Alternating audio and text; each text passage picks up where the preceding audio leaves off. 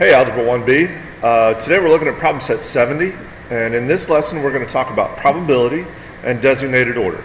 Now, probability, this is trying to find the probability that some event will happen, like tossing a coin or rolling a die and getting a certain number or getting it to land on tails. The idea of probability, it will end up being a number somewhere between 0 and 1. Okay. Now, the way we calculate probability, I have a definition or an equation here, and the notation that we use is right here. This probability of some event is equal to the number of favorable outcomes divided by the number of possible outcomes. Now, the favorable outcomes is how many different ways can the result you're looking for happen, like rolling a number greater than 3. How many ways can that happen on a regular die, divided by the number of possible outcomes. Okay, now this idea of possible outcomes, that is something called sample space. A sample space is a listing of all the possible outcomes or the results of whatever event you're doing. The sample space of tossing a coin, it could land on heads or it could land on tails. That is your sample space. The sample space of rolling a single die, it could land on a 1, a 2, a 3, 4, 5, or 6. Okay? So you need to understand that idea of sample space and the possible outcomes to be able to look at how to calculate the probability. Okay, I've got several little examples here that we're going to run through and make sure we're good on calculating probability. First example, a fair coin is tossed 3 times and comes up heads every time. What is the probability that on the next toss it will come up heads? Now, this brings up a question. When you toss a coin, do the previous results have any effect on the next result? So the fact that it came up heads the first 3 times, does that have any effect on what it's going to do the next time? Well, if you think about it, it should be no, because every toss of the coin is what's called an independent event. So it doesn't matter what happened the first 3 times. All we're looking at is what's the probability that it comes up heads on the next toss. So what we're looking at here is what's the probability that it lands on heads. And that's the notation that we'll use, probability of whatever event in parentheses. So the probability is the number of favorable outcomes. When you toss a coin, favorable outcomes, how many ways can it land on heads?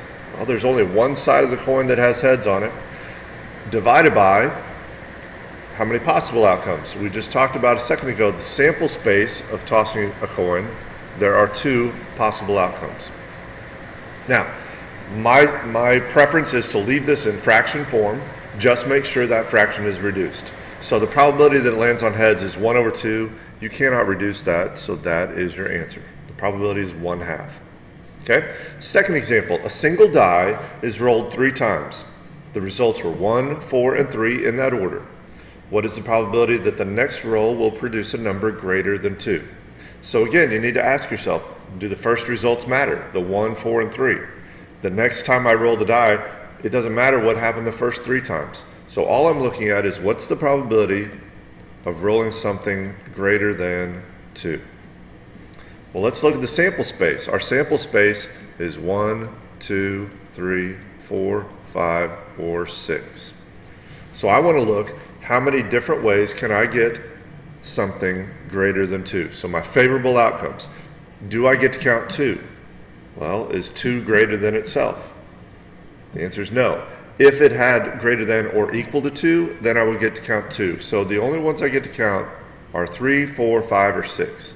So the number of favorable outcomes, I can get a 3, 4, 5, or 6. That's 4 favorable outcomes out of how many possible outcomes when you roll a single die? Well, you can get a 1 through 6. So there are 6 possible outcomes. Now we just need to reduce that fraction. 4 over 6, you should know, reduces down to 2 over 3. So there's the probability of rolling something greater than 2. Okay? Let's move on. Next questions. All right, this time we're going to roll 2 dice. Okay? And we want to look at the sum of the numbers rolled. Now I have this little table here. There's also a table at the bottom of page 285 Same table, but I'm going to kind of explain how this table works. We have 2 die. We're going to roll, and I've highlighted these yellow and blue. The yellow die, I could get a 1, 2, 3, 4, 5, or 6. Same with the blue die. Now when you look at those 2 die, the sum of a 1 on the yellow and a 1 on the blue would be a 2. A 2 on the yellow, 1 on blue is a 3. And you get the idea here. I'm just going to fill in this table real quick, and it's real easy to create one of these tables on your own whenever you see these questions. Just fill them in real fast, and once you start seeing the pattern, it goes real quick. So I'm going to stop talking so I can write.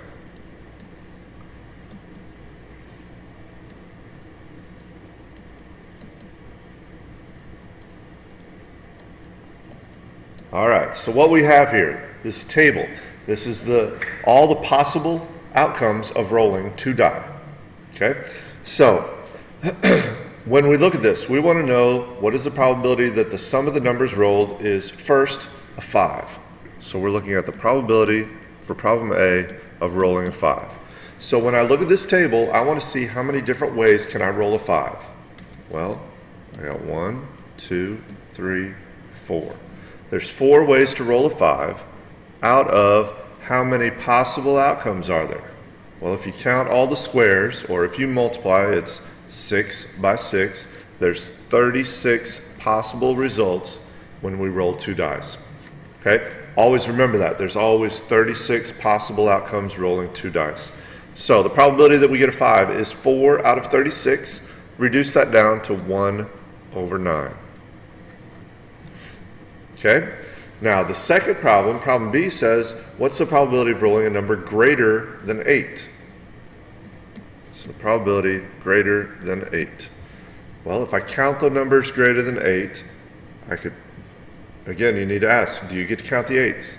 8's not greater than itself, so I got to start with 9. So I count the 9s, 2, 3, 4, 10s, 5, 6, 7, 11. So 1, 2, 3, 4, 5, 6, 7, 8, 9, 10. There's 10 possible results greater than 8 out of, again, 36 possible outcomes. Okay, 10 over 36 reduces. I can divide them both by 2 and get 5 over 18. Okay? So, again, refer to that table in your book, page 285. We'll see a lot of problems like this, and you can create one of these tables real quick on your papers if you need to.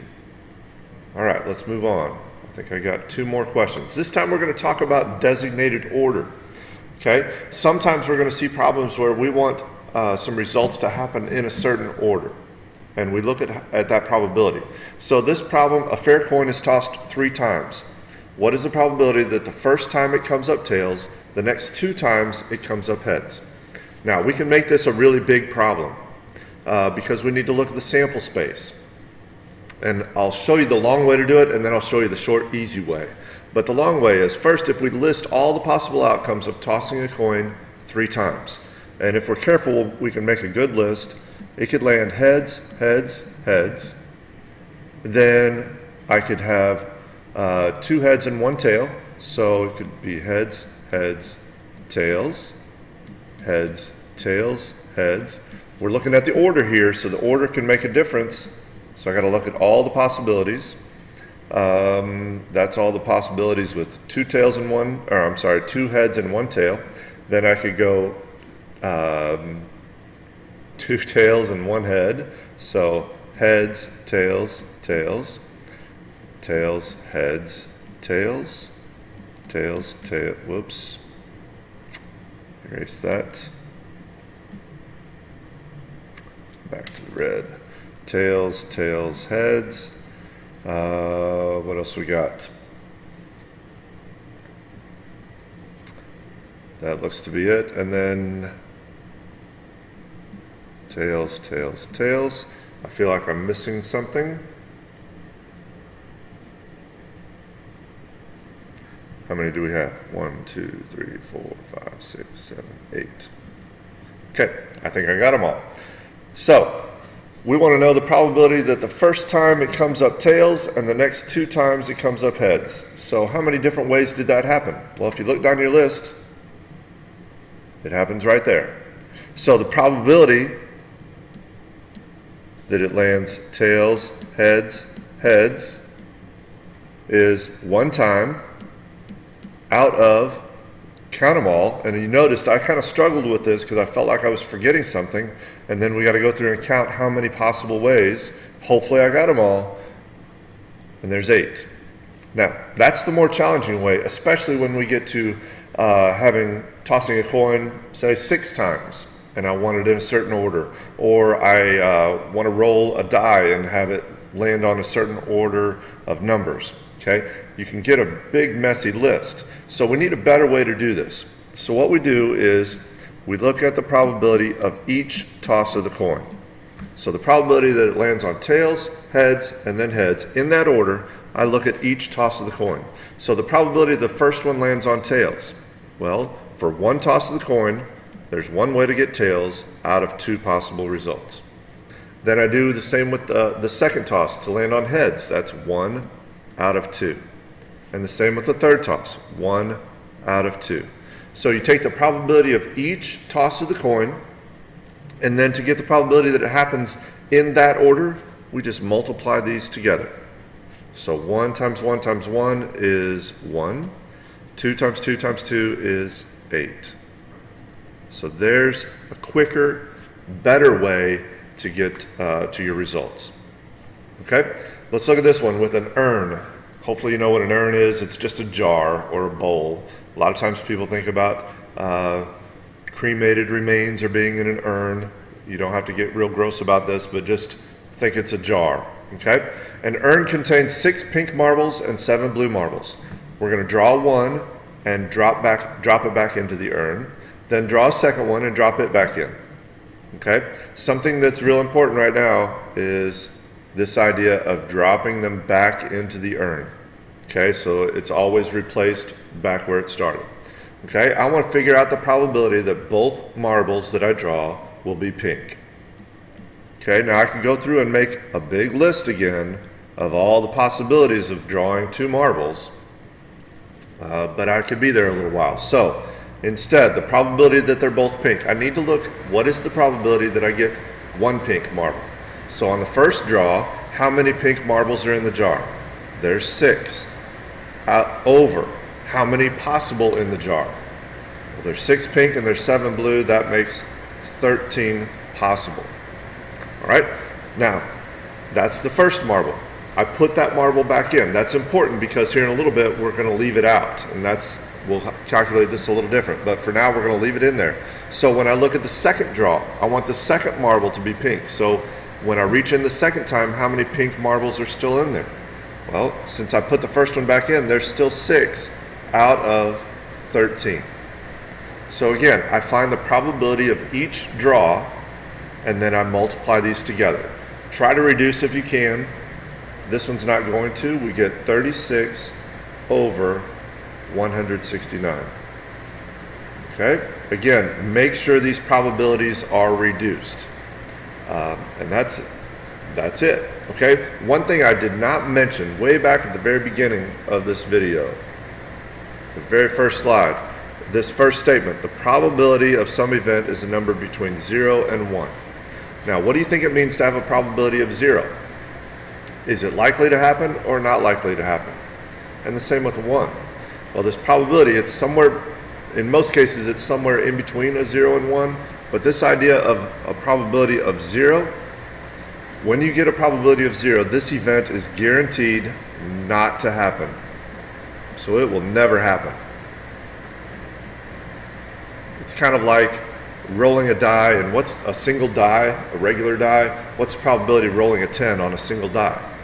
You can't do it unless you have one of those weird Dungeons and Dragons dies with the 20 sides. Okay, but we're talking about a regular 6-sided Yahtzee die. Okay, you can't roll a 10. So the probability of rolling a 10 on a single die is 0. It's guaranteed not to happen. Okay, now the probability of a 1, probability of 1 is just the opposite. It is guaranteed to always happen.